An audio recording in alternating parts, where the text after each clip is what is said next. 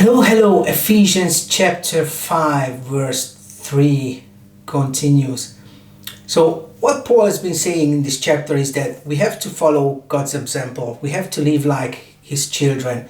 We have to live our life as not as if, because we are His children, and we have to show it to the world that we are His children.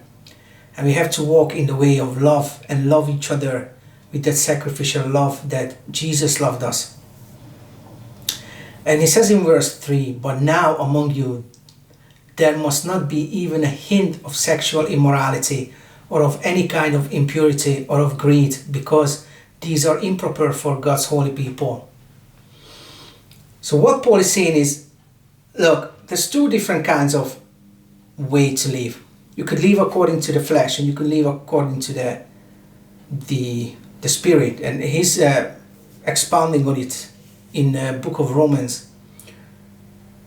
But what he's saying is, look, you are God's holy people. You have been washed, you have been sanctified, you have been justified. He says it in 1 Corinthians.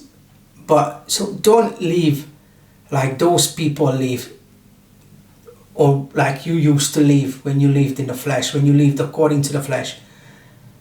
Be holy, because you are God's people.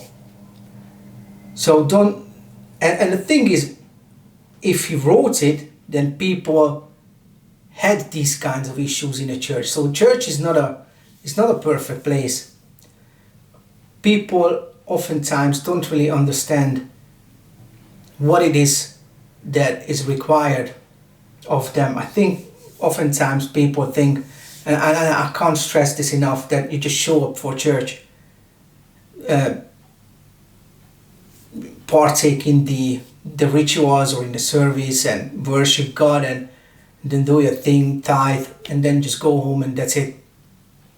And Christianity is so much more than that. It's about relationship.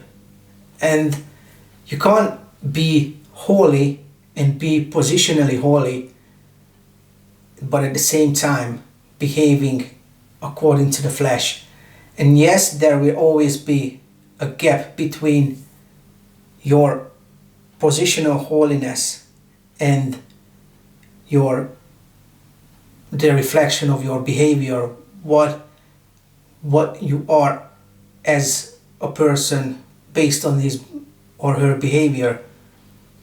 However, we can try to minimize the gap by behaving in a holy manner, by reflecting who Christ is, by behaving as Christ would.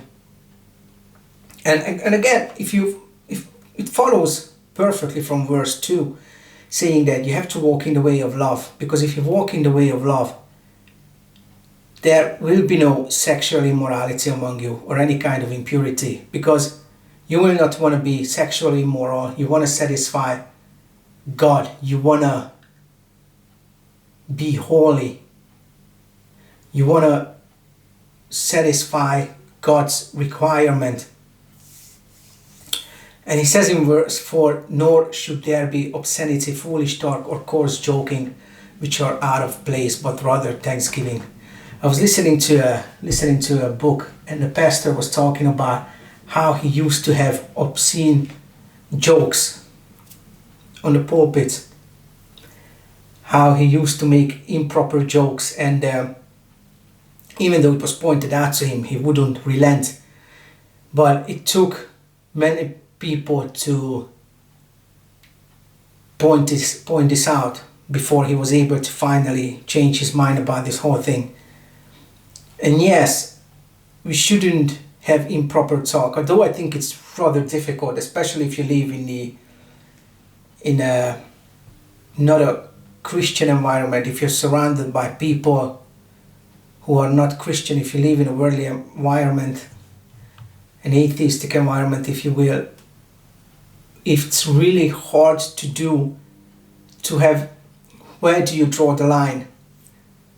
Whereas you can joke with your friends, but try not to be foolish, dark, or coarse joking. I think it's really difficult to do. And again, I'm teaching myself as well, that these teachings are for me as well, not just for others. But ideally, and that's what Paul says, we have to replace it with thanksgiving. We have to be thankful to God. We have to thank Him that He came down, He gave up heaven, He sacrificed His life so we might live free, so we might not be slaves to sin. So we have to, instead of talking foolishness, we have to talk things that are building people up. And I think even talking thanksgiving is building people up. Paul could have used any other thing. It's not about specifics here. I think it's about, yes, be thanksgiving to God if you say something, but whenever you say something that builds others up. And that's something we all have to work on, I believe. To be always thanksgiving, not to have foolish talk coming out of our mouth. Yeah, I feel it's very convicting for many people, great many people. But anyway, long story short, let us be talking in a way that builds others up. Amen.